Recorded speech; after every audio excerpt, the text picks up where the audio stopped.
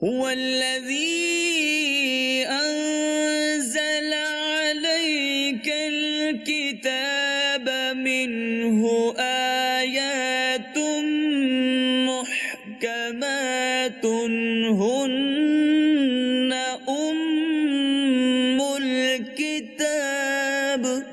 وہی ہے جس نے تم پر یہ کتاب اتاری، اس کی کچھ آیتیں صاف معنی رکھتی ہیں، وہ کتاب کی اصل ہیں۔ الحمدللہ رب العالمین والصلاة والسلام علی سید الانبیاء والمرسلین، اما بعد فاعوذ باللہ من الشیطان الرجیم، بسم اللہ الرحمن الرحیم۔ محترم ناظرین کرام، ایک مرتبہ پھر ہم سلسلے احکام قرآن میں حاضر ہیں۔ اس سلسلے میں ہم گفتگو کرتے ہیں ان آیات سے متعلق جن کا تعلق احکام سے ہوتا ہے۔ آج ہم نے جس آیت کا انتخاب کیا ہے اس کا تعلق نہ صرف یہ کہ احکام سے ہے، بلکہ یہ کہا جا سکتا ہے کہ یہ جو آیت مبارکہ ہے ام الاحکام ہے، یعنی احکام کے حوالے سے ایک بہت ہی بنیادی اصول اس آیت مبارکہ میں بیان کیا گیا ہے۔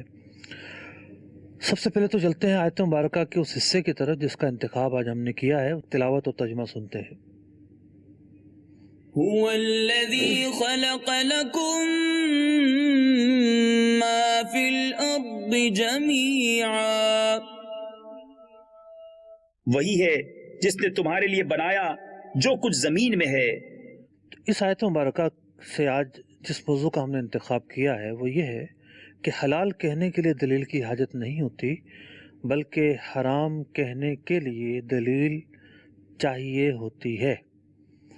اب آپ سوچ رہے ہوں گے کہ اس آیت کے ترجمے میں تو ایسا کچھ ظاہر نہیں ہو رہا کہ اس کے اندر کوئی ایسا اصول چھپا ہوا ہے۔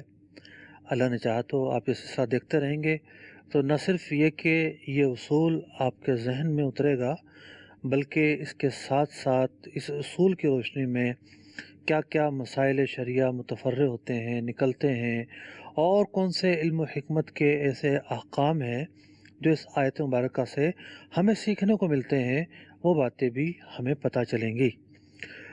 سب سے پہلے تو چلتے ہیں ان عنوانات کی طرف کہ اس آیت مبارکہ کے پس منظر میں آج ہم جن کو زیر بحث لاتے ہوئے گفتگو کریں گے۔ تو آئیے دیکھتے ہیں آج ہم نے کون کون سے عنوانات شامل کرنے ہیں۔ قرآن کی روشنی.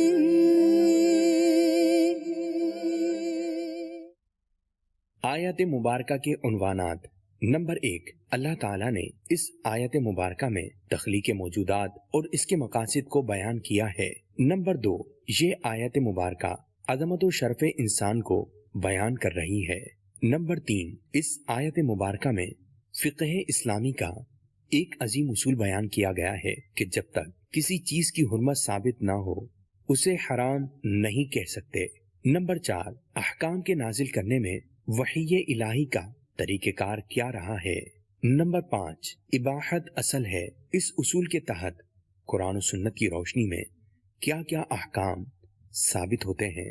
محترم ناظرین کرام، سب سے پہلے تو اس آیت مبارکہ میں جس عنوان پر ہم نے گفتگو کرنی ہے وہ یہ ہے کہ اللہ تبارک و تعالیٰ اس آیت مبارکہ یعنی آیت مبارکہ کے اس حصے میں، آیت تو طویل ہے لیکن آیت کے ایک حصے کا انتخاب ہم نے کیا ہے، تو اللہ تبارک و تعالیٰ اس حصے میں تخلیق موجودات کے مقصد کو بیان کر رہا ہے۔ وَالَّذِي خَلَقَ لَكُمْ، وہی ہے رب تعالیٰ جس نے تمہارے لیے پیدا کی ہیں ما فی الارض جمیعا، زمینوں میں جو کچھ بھی ہے تمہارے لیے پیدا کیا ہے۔ تو تخلیق موجودات کا ایک مقصد بیان کیا گیا کہ جو موجودات ہیں، جو اللہ تبارک و تعالیٰ نے اشیاء بنائی ہیں، جو منافع بنائے ہیں، جو فوائد مقرر فرمائے ہیں، وہ انسانیت کے لیے ہیں، تمہارے لیے ہیں۔ اس سے کیا مراد ہے؟ علماء نے اس کے دو پہلو بیان کیے ہیں۔ ایک پہلو یہ ہے کہ یا تو اس سے مراد یہ ہے کہ تمہارے دینی فائدے کے لیے اللہ تبارک و تعالیٰ نے یہ چیزیں بنائی ہیں کہ تمہیں جب فائدہ پہنچے اور تم ان چیزوں کو دیکھو، ان سے فوائد اٹھاؤ، ان سے منافع اٹھاؤ، دنیا کی چیزوں سے متمتع ہو، تو تمہیں اللہ تبارک و تعالیٰ کی یاد آئے۔ اشیاء کو دیکھ کر اس کے بنانے والے کا احساس ہو، اللہ تعالیٰ پر اور ایمان پختہ ہو، تو ایک تو یہ وجہ ہو سکتی ہے کہ تمہارے لیے یہ سب چیزیں بنائیں اس اعتبار سے کہ تمہیں دینی فائدہ پہنچے۔ لیکن دوسرا جو معنی ہے وہ زیادہ تر مفسرین نے یہی قرار دیا کہ دوسرا معنی زیادہ ظاہر ہے، اور یہی آیت کی مراد ہے کہ اللہ تبارک و تعالیٰ نے جو کچھ بھی بنایا ہے یہ انسان کے استعمال کے لیے بنایا ہے، انسان کے فائدے کے لیے بنایا ہے، انسان جو ان سے فائدہ اٹھائے، دنیاوی طور پر ان سے نفع حاصل کرے۔ اس آیت مبارکہ میں اس بات کو بیان کیا گیا ہے کہ اللہ تبارک و تعالیٰ نے تخلیق کائنات فرمائی، اور تخلیقات کے کرتے ہوئے جو چیز اللہ تبارک و تعالیٰ نے بیان فرمائی ہمارے لیے، وہ یہ بیان فرمائی کہ تمہارے لیے پیدا کیا ہے۔ یہاں ایک اور نقطہ قابل غور ہے، وہ نقطہ یہ ہے کہ خلقہ، پیدا کیا اللہ تعالیٰ نے۔ تو یہاں تخلیق کا تذکرہ ہے، ایجاد کا تذکرہ ہے۔ یہاں سے وہ عظیم نقطہ سیکھنے کو ملتا ہے کہ یقینی طور پر یہ کائنات جو ہے ایک وقت ایسا تھا جب معدوم تھی، وجود نہیں رکھتی تھی، نہیں پائی جاتی تھی، آسمان بھی نہیں تھے، سمندر بھی نہیں تھے، زمین بھی نہیں تھی، پہاڑ بھی نہیں تھے، بلکہ یہ سب چیزیں وجود میں آئی ہیں، عدم سے وجود میں آئی ہیں۔ ایسا نہیں ہے کہ یہ سب چیزیں جو ہے وہ ابدی ہیں، قدیم ہیں، ایسا نہیں ہے۔ ہماری جو سائنس ہے، جو سائنسدان ہیں، اس بات کا تو وہ بھی اقرار کرتے ہیں کہ ایک وقت تھا کہ کچھ بھی نہیں تھا، بعد میں وجود میں آئی ہیں، ایک زمانہ تھا کہ اس کے بعد میں یہ چیزیں وجود میں آئیں۔ لیکن ان کی جو اندازے ہیں، ان کی جو تھیوریز ہیں، ظاہر بات ہے وہ اندازوں پر قائم ہے۔ کوئی ہزاروں سال پہلے کوئی ایسا تھوڑی ہے کہ خبریں متواترہ پہنچ رہی ہیں کہ کیا ہوا تھا اور کیسے ہوا تھا اور کیوں ہوا تھا، ایک اندازے ہیں۔ تو ان لوگوں نے یہ اندازے قائم کیے کہ جناب پوری کائنات جو ہے کسی بگ بینگ تھیوری کے نتیجے میں وجود میں آئی ہے، ایک اچانک ہونے والا حادثہ تھا، اس سے پہاڑ بھی بن گئے، سمندر بھی بن گئے، زمین بھی بن گئی، اور جناب جو جاندار تھے وہ بھی تخلیق پا گئے۔ یہ بات درست نہیں ہے۔ خیر، یہ ایک جداگانہ بحث ہے۔ یہاں صرف اشارہ کرنا مقصود تھا کہ خلقہ کا لفظ ہمیں یہ بتا رہا ہے کہ کائنات پہلے معدوم تھی، کوئی بھی موجود نہیں تھا سوائے اللہ تعالیٰ کے۔ اللہ تعالیٰ نے ہی کائنات کو پیدا فرمایا ہے۔ آیت مبارکہ کا دوسرا موضوع یہ ہے کہ یہ آیت مبارکہ انسان کا جو شرف ہے اور عظمت ہے وہ کیا ہے، اس لیے کہ تمام تر جو چیزیں ہیں اللہ تبارک و تعالیٰ نے انسان کے تابع رکھی ہیں، انسان کو اس پر فوقیت دی ہے، انسان کے لیے بنائی ہے۔ تو یہ کہنا کہ خلق لکم، اللہ تعالیٰ نے یہ چیزیں تمہارے لیے پیدا کی، اس کا مطلب یہ ہے کہ انسان فوقیت رکھتا ہے، انسان اعلیٰ ہے، انسان برتر ہے، یہ چیزیں اس کے تابع ہیں۔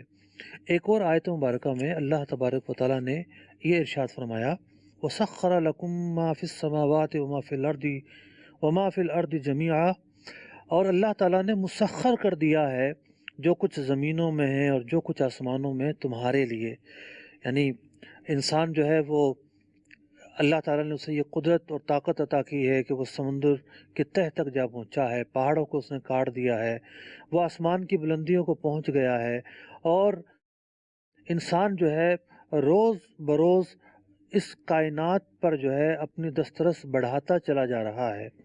یہ سب طاقت، یہ سب قوت، یہ سب کرنے کا جو حوصلہ ہے یا تدبیر ہے یا حکمت ہے یا جو سوچ ہے یا اس سوچ میں جو طاقت ہے، یہ سب کچھ اللہ تبارک و تعالیٰ ہی کا دیا ہوا ہے، اور اس بات کو اللہ تعالیٰ نے اس آیت مبارکہ میں بیان فرما دیا۔ دیگر آیات میں بھی اس کا تذکرہ فرما دیا کہ انسان کو اللہ تعالیٰ نے فوقیت دی ہے اور اسے تسخیر دی ہے۔ یہ چاہتا ہے اور جس طرف متوجہ ہوتا ہے اللہ کے حکم سے، اللہ تبارک و تعالیٰ کی دی ہوئی طاقت سے، ان تمام چیزوں پر یہ جا کے قابض ہو جاتا ہے، اس کو سمجھ لیتا ہے، اس کا جو نظام ہے اس میں داخل ہو جاتا ہے۔ اور یہ یقینی طور پر جتنی بھی سائنسی ایجادات ہیں، نت نئی جو ایجادات حیران کن ایجادات جو ہمارے سامنے آتی ہیں، یہ آیت مبارکہ ان ایجادات کی گویا کہ ہمیں خبر دے رہی ہے کہ کائنات کا کوئی حصہ نہیں ہے جہاں انسان کی دسترس نہ ہو۔ جب اللہ تعالیٰ نے مسخر کر دیا ہے تو انسان پہنچے گا، انسان فوائد اٹھائے گا، انسان آگاہ ہوگا، انسان پر جو مخفی راز ہیں کائنات کے وہ عیاں ہوتے رہیں گے، وقت لگے گا، لیکن انسان کی جو ترقی ہے اس میں انسان کا کمال نہیں ہے، یہ تو ہمارے رب عز و جل نے پہلے ارشاد فرما دیا تھا کہ تو بنایا ہی اللہ تعالیٰ نے تمہارے لیے ہے۔ ہمیں یہاں یہ بات بھی سیکھنے کو ملتی ہے کہ اللہ تبارک و تعالیٰ کی جو تخلیق ہے، چونکہ خالق جو ہے وہ اللہ تبارک و تعالیٰ ہے، اور اللہ تبارک و تعالیٰ کا کوئی بھی کام عبث نہیں ہوتا، فضول نہیں ہوتا، حکمت سے خالی نہیں ہوتا۔ تو کائنات کی کوئی بھی چیز ہو، خواہ وہ ایک ذرہ ہو، وہ بھی فضول نہیں ہے، عبث نہیں ہے۔ اللہ تبارک و تعالیٰ نے جب یہ فرما دیا خلق لکم، تمہارے نفع کے لیے پیدا کیا ہے، تو پھر یہ کیسے ممکن ہے کہ فضول ہو سکتا ہے؟ اب کوئی اعتراض کرنے والا یہ اعتراض کر سکتا ہے کہ جناب آپ کہہ رہے ہیں کہ کائنات کا جو کوئی بھی چیز ایسی نہیں ہے جو فضول نہیں ہے، عبث نہیں ہے، مقاصد کے تحت پیدا کی گئی ہے، تو سانپ بنانے کا کیا مقصد ہے؟ وہ تو انسان کے لیے بڑا خطرناک ہوتا ہے۔ بچھو کی تخلیق کیا گیا، اس سے تو انسان کو بڑا نقصان پہنچتا ہے، نہ صرف انسان کو نقصان پہنچتا ہے بلکہ درندوں کو نقصان پہنچتا ہے، پرندوں کو نقصان پہنچتا ہے۔ تو یہ بات یہ ہے کہ ہم کسی چیز کے اگر ایک پہلو کو دیکھیں گے تو ہمیں نقصان نظر آ رہا ہوگا، لیکن ہمیں تمام پہلو سوچنے پڑیں گے۔ ہم نے ایک کہانی پڑھی تھی اسکول کے زمانے میں کہ کسی جگہ جو ہے وہ کسی گاؤں میں بلیاں بڑی پائی جاتی تھیں۔ گاؤں والوں نے یہ پروگرام بنایا کہ بلیوں کو گاؤں سے پاک کر دیا جائے۔ اب بلیاں تو انہوں نے سارے بھگا دی، اب جناب چوہوں کا راج ہو گیا۔ پہلے وہ بلیوں کو برا سمجھتے تھے، اس کو نقصان دہ سمجھتے تھے، جب اس سے نجات حاصل کی تو چوہے آ گئے۔ اب پچھتائے کہ جناب بلیاں ہی اچھی تھیں، کہ چوہے جو حرکتیں کر رہے ہیں، بلیاں تو اس کے مقابلے میں لاکھ درجے بہتر تھیں۔ تو بعض اوقات یہ ہوتا ہے کہ انسان کسی چیز کو نقصان دہ سمجھ رہا ہوتا ہے، ایسا نہیں ہوتا کہ وہ ہر اعتبار سے نقصان دہ ہو۔ آپ دیکھیے کہ جیسے جیسے سائنس نے ترقی کی ہے، جیسے جیسے سائنس کی ترقی کس بات پر مشتمل ہے؟ سائنس کی ترقی مشتمل اس بات پر کہ اس پر جو مخفی پردے ہیں وہ ظاہر ہوتے جا رہے ہیں، وہ چیزوں کی جو حقیقتیں ہیں وہ کھل کے سامنے آتے جا رہی ہیں، اسے ہی سائنسی تحقیق کہا جاتا ہے۔ تو جیسے جیسے انسان آگے بڑھتا ہے، درخت کو لے لیجیے، درخت کو کاٹنے پر اس درخت میں جو موجود لکیریں ہوتی ہیں، انسان آج اس علم تک بھی پہنچ گیا کہ یہ لکیریں بھی ایک معنی رکھتی ہیں۔ یہ صدیوں پرانے جو تغیرات آتے ہیں موسم کے اندر اس کا پتہ بتاتی ہیں۔ اس سے جو ہے انسان سابقہ زمانوں میں کیا طوفان، آندھیاں اور موسمی تغیرات آتے رہے اس کے پہچان کرتا ہے۔ ایک درخت میں پائے جانے والی لکیریں بھی جو ہے وہ فضول نہیں ہیں۔ تو وہ چیزیں جنہیں ہم نقصان دہ سمجھتے ہیں ان میں بھی فائدے ہیں، یقینی طور پر بہت سارے فائدے ہیں، بات ہے سمجھنے کی۔ آیت مبارکہ کے اگلے عنوان کی طرف چلتے ہیں جو کہ یوں کہہ لیجئے کہ مرکزی عنوان ہے۔ وہ مرکزی عنوان ہے جس کے پیش نظر ہم نے آیت مبارکہ کا یہ حصہ اپنے سلسلے میں شامل کیا ہے۔ اس آیت مبارکہ میں فقہ اسلامی کا ایک عظیم اصول بیان کیا گیا ہے کہ جب تک کسی چیز کی حرمت، حرام ہونا، ناجائز ہونا ثابت نہ ہو اسے حرام نہیں کہہ سکتے۔ آیت مبارکہ کا ترجمہ محترم ناظرین آپ نے سماعت کیا۔ اس میں اللہ تبارک و تعالیٰ نے کیا ارشاد فرمایا؟ بلا کسی تخصیص کے یہ ارشاد فرمایا کہ کائنات کی ہر چیز تمہارے لیے پیدا کی گئی ہے۔ پھر کچھ چیزیں وہ ہیں کہ جو منع کر دی گئیں، جس سے روک دیا گیا، ان چیزوں سے رک جائیں گے، باقی جو حکم ہے وہ اپنی جگہ پر برقرار رہے گا۔ ہم یہ دیکھتے ہیں کہ اللہ تبارک و تعالیٰ کا کیا طریقہ رہا۔ اللہ تبارک و تعالیٰ نے انسان پیدا فرمائے اور انسانوں کی رشد و ہدایت کے لیے اللہ تبارک و تعالیٰ نے انبیاء بھیجے، رسول بھیجے، صحف اور کتب نازل فرمائیں، ان میں احکام بیان فرمائے۔ اب ہر دور کے اندر کوئی نہ کوئی اللہ تبارک و تعالیٰ کا نبی یا رسول پایا جاتا تھا۔ ہاں ایسا ضرور تھا کہ بعض اوقات آنے والا نبی نئی شریعت لے کر نہیں آتا تھا، بلکہ وہ سابقہ شریعت ہی کو فالو کرتا تھا اور اسے شریعت کے احکام بیان کرتا تھا۔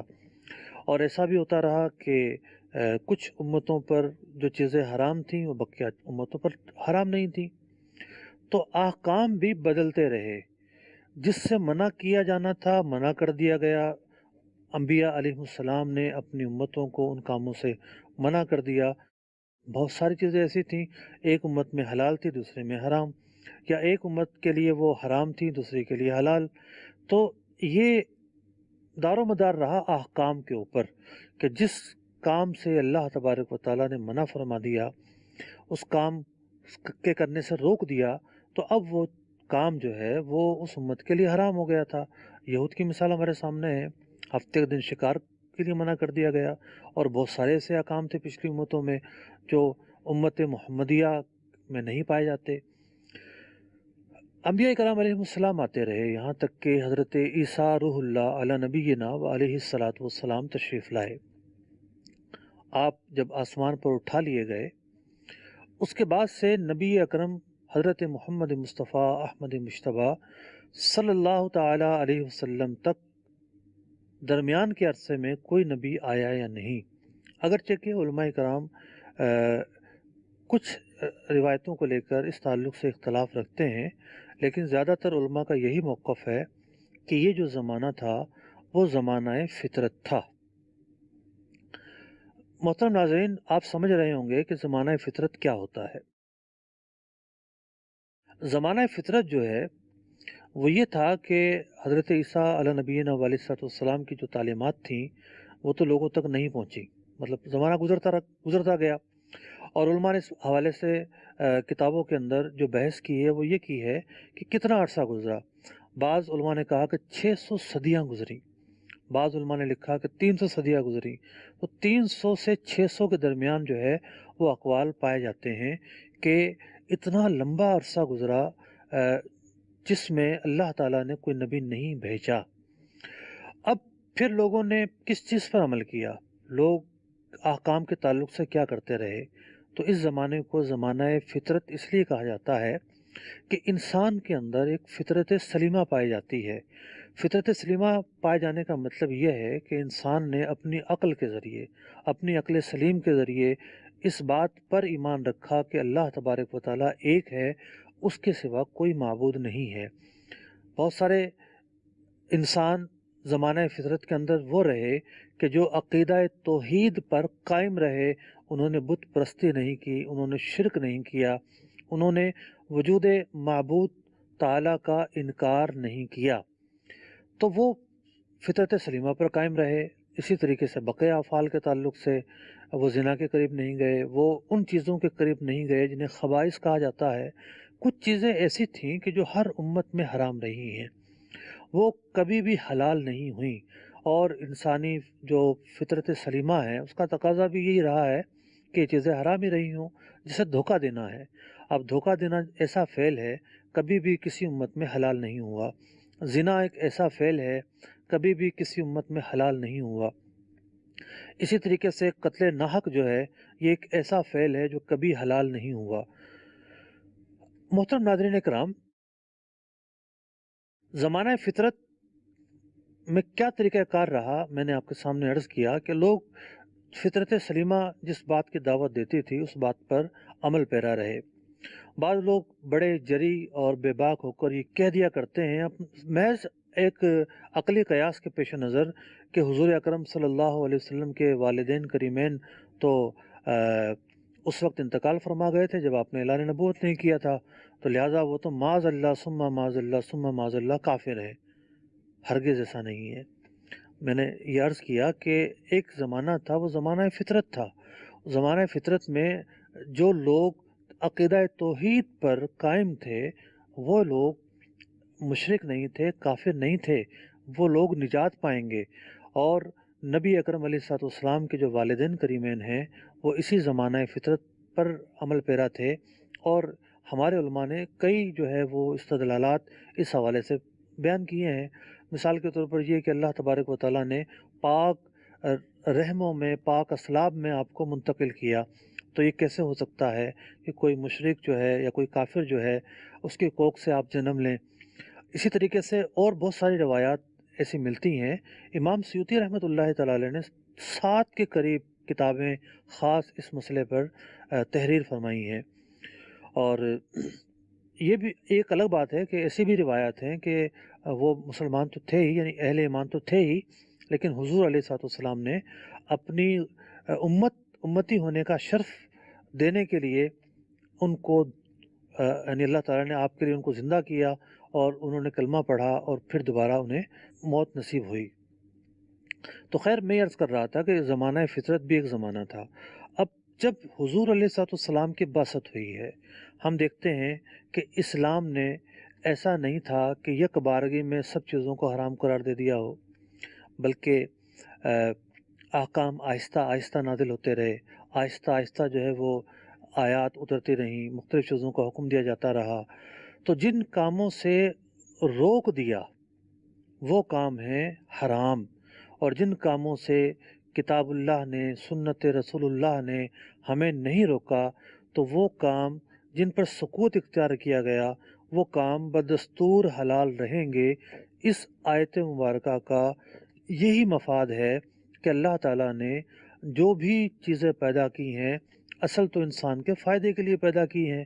خلق لکم ما فی الارض جمیعا، جو کچھ زمینوں میں ہے سارا کا سارا تمہارے لیے پیدا کیا ہے، تمہارے لیے حلال ہے، تمہارے لیے جائز ہے، لیکن پھر جن چیزوں سے منع کر دیا وہ چیزیں حرام ہو گئیں، ان چیزوں سے باز رہنے کا حکم دیا گیا، اور جن چیزوں کے متعلق کوئی حکم نہیں دیا گیا وہ چیزیں اپنی اصل پر باقی رہیں، اباحت پر باقی رہیں۔ اس لیے علماء نے اصول بیان کیا، الاصل فی الاشیاء الاباحۃ، اشیاء کے اندر جو اصل ہے وہ اباحت ہے، وہ جائز ہونا ہے، وہ حلال ہونا ہے۔ حرام ہونے کے لیے دلیل چاہیے ہوتی ہے، جائز ہونے کے لیے دلیل نہیں چاہیے۔ اور یہ بات تقریباً ہی تمام کے تمام مفسرین نے اس آیت مبارکہ کے تحت لکھا، خواہ وہ علامہ بیضاوی ہوں، علامہ آلوسی ہوں، علامہ فخر الدین رازی ہوں، علامہ بغوی ہوں، صاحب تفسیر خازن ہوں، صاحب معالم التنزیل ہوں، صاحب تفسیر ابی سعود ہوں، ہمارے جتنے بھی مفسرین مشہور گزرے ہیں ان تمام نے اس بات کو بیان کیا ہے کہ یہ جو آیت مبارکہ ہے اس بات کی خبر دیتی ہے، یہ اصول بیان کرتی ہے کہ اشیاء کے اندر اصل اباحت ہے۔ بلکہ میں نے کچھ ایسے لوگوں کی بھی تفسیر پڑھی کہ جنہیں یہ اعتراض ہوتا ہے، لیکن اس آیت کے تحت وہ بھی کچھ ایسا ہی لکھ رہے تھے۔ اب ہم یہ دیکھتے ہیں کہ قرآن مجید فرقان حمید کا اسلوب کیا رہا۔ قرآن مجید فرقان حمید نے احکام کے تعلق سے جو اسلوب اختیار کیا وہ کیا تھا؟ مثال کے طور پر اللہ تبارک و تعالیٰ قرآن مجید فرقان حمید میں ارشاد فرماتا ہے، قل من حرم زینۃ اللہ التی اخرج لعبادہ والطیبات من الرزق، آپ فرما دیجئے کہ کس نے حرام کی اللہ کی وہ زینت جو اس نے اپنے بندوں کے لیے نکالی ہے، اور پاک رزق کس نے حرام کیا؟ یعنی سوال ہوتا ہے جب کسی چیز کے حرام ہونے کا سوال کیا گیا تو توبیخ فرمائے گئی کہ کس نے حرام کیا۔ پتہ یہ چلا کہ کسی کام کے حرام ہونے کے لیے دلیل چاہیے ہوتی ہے، حلال ہونے کے لیے دلیل نہیں چاہیے ہوتی، کہ اشیاء تو اللہ تعالیٰ نے جو پیدا کی ان کی اصل حلت ہے۔ ایک اور آیت مبارکہ میں اللہ تبارک و تعالیٰ ارشاد فرماتا ہے، قل ارائیتم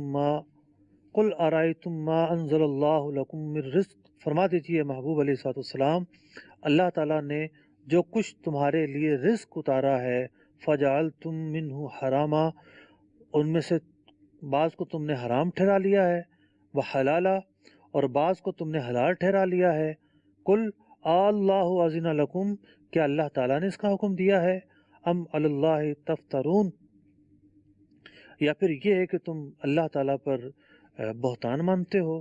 کسی چیز کو حرام قرار دینا، کسی چیز کو حلال قرار دینا، یہ وہ کام ہے کہ جو اللہ تعالیٰ کا ہے، اللہ تعالیٰ کا یہ کام ہے کسی چیز کو حلال قرار دے، حرام قرار دے۔ تو جب لوگوں نے اپنی مرضی سے کسی چیز کو حلال یا کسی چیز کو حرام کہنا شروع کیا تو پھر یہ آیت مبارکہ نازل ہوئی اور واضح طور پر فرمایا کہ محبوب آپ فرما دیجئے کہ تمہیں اللہ تعالیٰ پر اس طرح کرنے کا شوق ہے، تم اپنی مرضی سے جو ہے وہ چیزوں کو حلال و حرام کہتے ہو؟ نہیں، حلال و حرام وہی ہوں گی جو اللہ تبارک و تعالیٰ قرار دے گا۔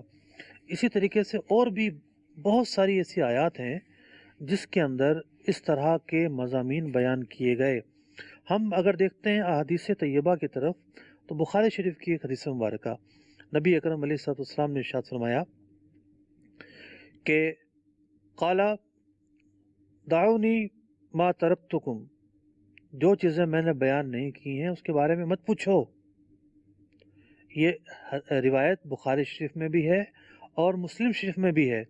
جو ضابطہ میں عرض کر رہا ہوں، اب دیکھیے آپ اس ضابطے کو کہ اشیاء حلال وہی نازل ہوتی رہی جن چیزوں کو اللہ تعالیٰ نے قرآن پاک کے ذریعے یا اپنے محبوب علیہ الصلوۃ والسلام کی زبان کے ذریعے جو حدیث جاری ہوتی تھی وہ بھی وہی کی قسم تھی۔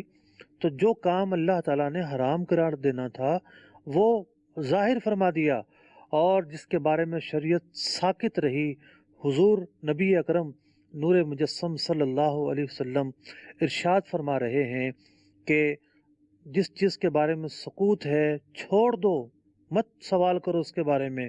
انما ہلک من کان قبلکم بسوال واختلافہم علی انبیائہم، اور پچھلے جو امتیں تھیں اسی طرح کے سوال سے جو ہے وہ ہلاک ہوئیں۔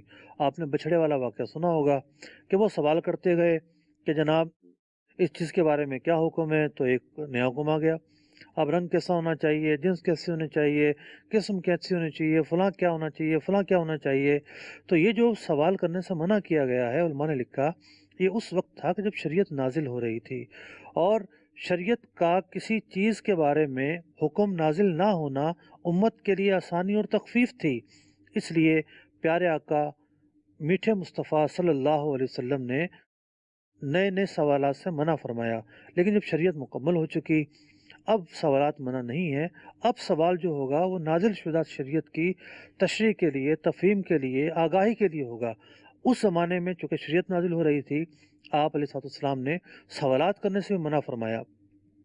اگر ارشاد فرمایا اذا نہیتکم عن شیء، جب کسی کام سے منع کروں رک جاؤ، فاجتنبوہ، وَإِذَا أَمَرْتُكُمْ بِأَمْرٍ فَأْتُوا مِنْهُ مَا اسْتَطَعْتُمْ، اور جب کسی کام کا حکم دوں تو جتنی استطاعت ہو ادا کر لیا کرو، اور مزید سوال جیسا کہ پیچھے سیاق گزرا نہ کیا کرو۔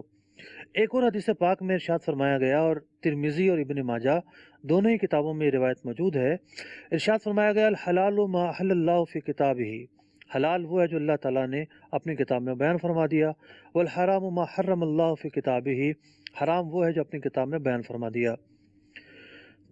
حلال کا ہم نے ابھی اس آیت مبارکہ میں سورہ بقرہ کے جو آیت نمبر 29 کا پہلا حصہ ہے اس میں بیان کیا کہ اس میں تمام اشیاء کی علت بیان کی جا رہی ہے، اور قرآن مجید فقان حمید کی ساری آیتیں ہمیں بتا رہی ہیں کہ کون کون سی چیزیں حرام ہیں، جن آیتوں میں یہ احکام موجود ہیں۔ فرمایا حلال بیان کر دیا، حلال بیان کر دیا، وما سکت عنہ، جس کے بارے میں شریعت خاموش ہے، فہو عفا عنہ، تمہارے لیے اس میں رعایت ہے، معافی ہے، چھوٹ ہے۔ تو پتہ یہ چلا کہ شریعت جب کسی معاملے میں خاموش ہو، اس کے بارے میں حکم نازل نہ ہوا ہو، وہ چیز تو معاف ہوتی ہے، وہ چیز حرام نہیں ہو جایا کرتی۔ عجب وطیرہ بنا لیا ہے بعض لوگوں نے، پوچھتے ہیں شریعت میں کہاں لکھا ہے، شریعت میں کہاں لکھا ہے؟ بھئی تم حرام کے فتوے دے دیتے ہو، شریعت میں تو حرام کہیں بھی نہیں آیا۔ جب شریعت میں اس کے بارے میں ثبوت نہیں ہے تو نہ لکھا ہونے کی بنیاد پر تو اشیاء کو حلال کہا جاتا ہے، نہ اس کے بارے میں کوئی نص نہ موجود ہونے کی وجہ سے، اس کے بارے میں کوئی صریح حکم نہ نظر آنے کی بنیاد پر تو اس کو حلال کہنا چاہیے تھا، بجائے اس کے کہ اس کو حرام کہا جا رہا ہے، اس بنیاد پر کہ جی آپ کہتے ہیں کہ یہ کام کہاں سے ثابت ہے؟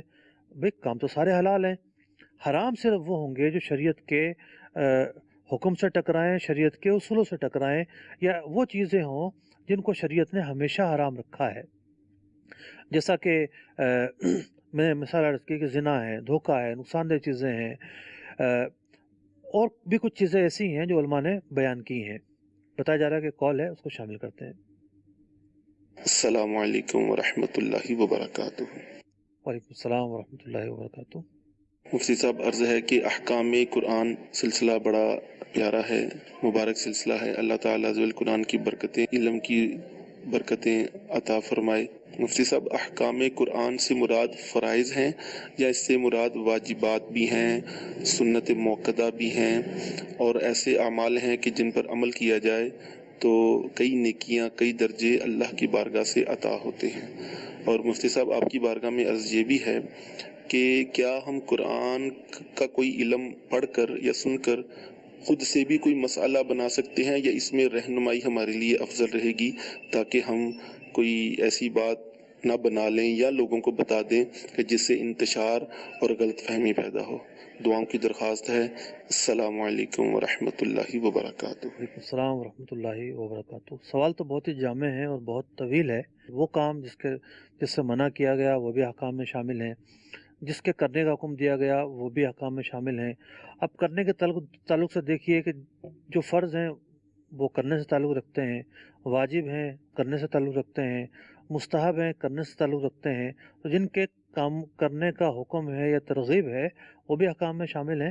اور احکام میں وہ چیزیں بھی شامل ہیں کہ یہ چیزیں حلال ہیں، کرو یا نہ کرو تمہاری مرضی ہے۔ تو تین طرح کے جو معاملات ہیں وہ احکام میں شامل ہوتے ہیں۔ دوسری بات یہ ہے کہ رہی یہ بات کہ قرآن پاک میں کوئی حکم ہے اور اسے ہم اپنی مرضی سے جو ہے وہ اس کا مطلب نکال سکتے ہیں یا نہیں، تو یہ آیت مبارکہ جو آج ہم جس کو لے کے چل رہے ہیں یہ واضح مثال ہے۔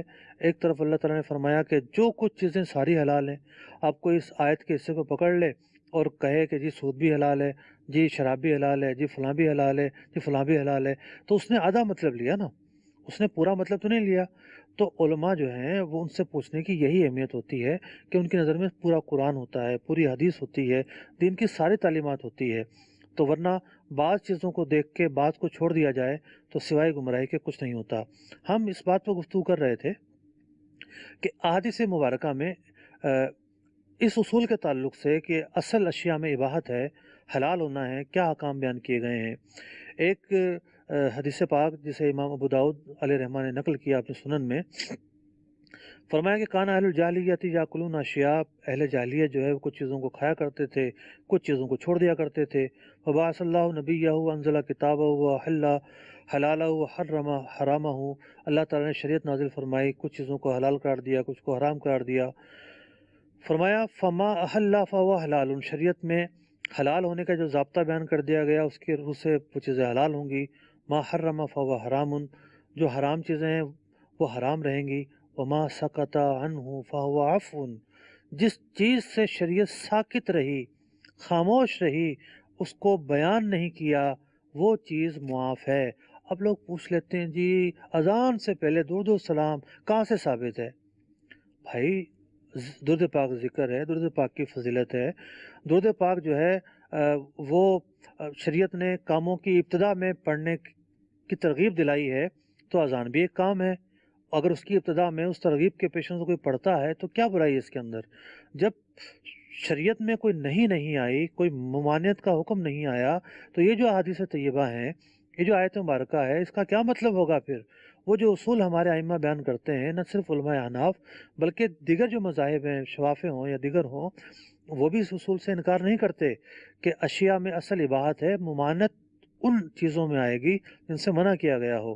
اسی طریقے سے ایک اور حدیث مبارکہ جسے امام دارقطنی نے نقل کیا کہ سرکار دو عالم صلی اللہ علیہ وسلم نے ارشاد فرمایا ان اللہ فرض فرائض فلا تضيعوها وحرم حرمات فلا تنتهكوها، اللہ تعالیٰ نے فرائض مقرر فرمائے، حلال چیزیں بیان فرمائی، انہیں ضائع نہ کرو، انہیں ادا کرو، حرام چیزیں بیان کر دیں، ان احکام پر عمل کرنے میں سستی نہ کرو۔ حد حدود فلا تعتدوها، حدود بیان کر دی چیزوں کی، اسے تجاوز نہ کرو۔ وسکت عن اشیاء من غیر نسیان، کچھ چیزوں پر، بہت سارے چیزوں پر شریعت خاموش رہی، اور کوئی بھول جانے کی وجہ سے خاموش نہیں رہی، بلکہ امت کو رخصت دینا مقصود تھا، امت کو چھوٹ دینی مقصود تھی، اس لیے خاموش رہی۔ فلا تبحثوا عنہا، انہیں حرام نہ کہو۔ کتنی واضح احادیث طیبہ ہیں۔ اگلے عنوان کی طرف چلتے ہیں۔ اگلا عنوان یہ ہے کہ احکام کے نازل کرنے میں وحی الہی جو ہے اس کا طریقہ کیا رہا ہے۔ ہم دیکھتے ہیں نماز ایک وقت تھی کہ فرض نہیں تھی، فرض ہو گئی، زکوٰۃ ایک وقت تھا فرض نہیں تھی، فرض ہوا، فرض ہوئی، حج ایک وقت تھا کہ فرض نہیں تھا، فرض ہوا، جہاد ایک وقت تھا فرض نہیں تھا، فرض ہوا۔ احکام تدریجاً نازل ہوتے گئے یہاں تک کہ شریعت پوری ہو گئی۔ اور خلاصہ کلام کی طرف آئیں تو ہمیں کیا چیزیں ہمارے سامنے آتی ہیں؟ جو چیزیں اللہ تعالیٰ نے فرض اور واجب قرار دینی تھی وہ بیان کر دیں، جو چیزیں حرام قرار دینی تھی وہ بیان کر دیں، جو چیزیں بیان نہیں کیں وہ ہمارے لیے حلال ہیں جب تک کہ شریعت کی طرف سے قرآن کی روشنی میں، حدیث طیبہ کی روشنی میں وہ حرام نہ ہو جائیں، حرام نہیں کہیں گے، یا پھر یہ کہ قرآن و سنت سے جو نکلے ہوئے اصول ہیں ان کی روشنی میں وہ حرام نہ ہو جائے، انہیں حرام نہیں کہیں گے۔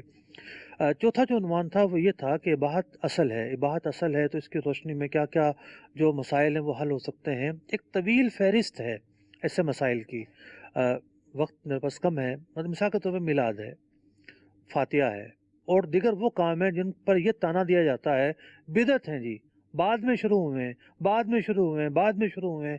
کیا کوئی شریعت میں ایسا طریقہ ہے کہ بعد میں کوئی اچھا کام شروع ہو تو وہ منع ہوگا؟ کچھ احادیث میں بعد میں شروع ہونے والے کاموں کی مذمت بیان کی ہے، ان سے مراد وہ کام ہیں جو برائی پر مشتمل ہوں۔ اب فاتحہ کیا ہے؟ قرآن پڑھا جاتا ہے نا، کیسے برا کام ہو سکتا ہے؟ اس کی اصل موجود ہے، اللہ تعالیٰ نے کہیں بھی منع نہیں کیا ہے۔ تو یہ آیت مبارکہ بتا رہی ہے کہ اشیاء میں اصل اباحت ہے، اصل حلت ہے، اصل جائز ہونا ہے۔ حرمت اسی وقت آئے گی جب حرمت کے لیے دلیل درکار ہو۔ آخری حصہ اس آیت مبارکہ کے تحت ایک انمول موتی بیان کر کے اپنا سلسلہ میں ختم کرتا ہوں۔ قرآن کی روشنی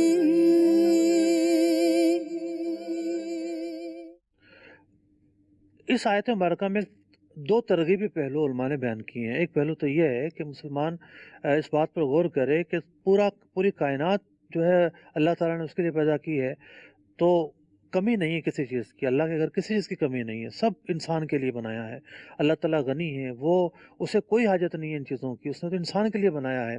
تو جب ایسا موقع آتا ہے کہ انسان کو کہا جاتا ہے کہ اللہ کی راہ میں نکالو، تو وہ کیوں یہ سوچتا ہے کہ کمی آ جائے گی، کمی آ جائے گی؟ خوف اقلال اسے کیوں روکتا ہے؟ قرآن تو فرماتا ہے وَمَا أَنفَقْتُم مِّن شَيْءٍ فَهُوَ يُخْلِفُهُ، جو تم خرچ کرو گے اللہ تعالیٰ اس کا بدلہ عطا فرما دے گا۔ قرآن تو فرماتا ہے کہ فَإِنَّ رَبِّي غَنِيٌّ کریم، میرا رب غنی اور کریم ہے۔ تو انسان کو کمی کا خوف نہیں کرنا چاہیے۔ دوسرا نقطہ، بڑا ہی پیارا نقطہ علماء نے بیان کیا موٹیویشن کے حوالے سے کہ دیکھو اس آیت میں کیا ارشاد ہوا، سب کچھ تمہارے لیے، یہ بحر و بر، یہ شجر، یہ حجر، یہ پہاڑ، یہ افلاک، یہ سمندر، یہ کوئی ایسی چیزیں نہیں ہیں کہ جو تمہاری دسترس سے باہر ہوں۔ تم سمندر کی تہہ تک پہنچ سکتے ہو، پہاڑوں کو چیر سکتے ہو، آسمان کی بلندیوں کو پہنچ سکتے ہو۔ تو اس آیت مبارکہ میں بلند ہمتی کا درس ہے، اس آیت مبارکہ میں بلندی عزائم کا درس ہے کہ انسان اپنی سوچ کو اونچا رکھے، کوتاہ نہ بنے، کوتاہ سوچ نہ رکھے، ڈرپوک نہ بنے، اور اپنے آپ یہ کام کیسے ہوگا، میں کیسے کر سکتا ہوں، یہ تو ممکن ہی نہیں ہے۔ نہیں، اللہ تعالیٰ نے فرما دیا سب تمہارے لیے ہے۔ چند اشعار میں عرض کرتا ہوں، اس کے بعد سلسلہ اختتام کو ہوگا۔ شاعر کہتا ہے ہزار برق گرے لاکھ آندھیاں اٹھیں، ہزار برق گرے لاکھ آندھیاں اٹھیں، وہ پھول کھل کے رہیں گے جو کھلنے والے ہیں۔ ایک اور شاعر کہتا ہے اپنا زمانہ آپ بناتے ہیں اہل دل، ہم وہ نہیں کہ جن کو زمانہ بنا گیا۔ ایک اور شاعر کہتا ہے کنارے ہی سے طوفان کا تماشا دیکھنے والے، کنارے سے کبھی اندازہ طوفان نہیں ہوتا۔ یہ کائنات مسخر ہے تیرے لیے، ہمت تو کر، میرے نہ خدا نہ گھبرا، یہ نظر ہے اپنی اپنی، تیرے سامنے ہے طوفان میرے سامنے کنارہ۔